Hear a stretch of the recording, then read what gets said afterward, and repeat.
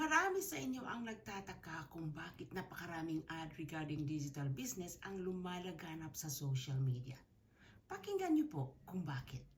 Salamat sis tita. 5 years ago, paycheck to paycheck ang buhay ko. 5 years ago, wala akong oras sa nag-iisa kong anak. 5 years ago, nahirapan ako magpadala ng pagtulong ko sa extended family ko sa Pilipinas. Nabago lahat yan. 3 years in the business, boss free.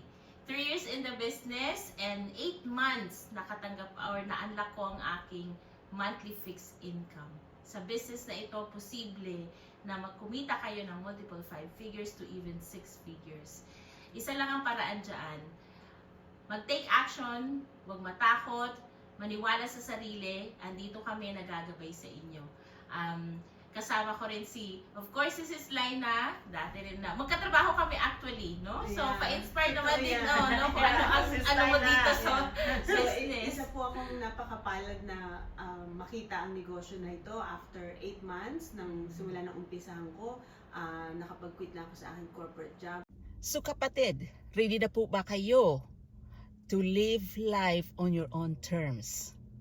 Message niyo po ako at matutulungan po namin kayo. Maraming salamat po and God bless!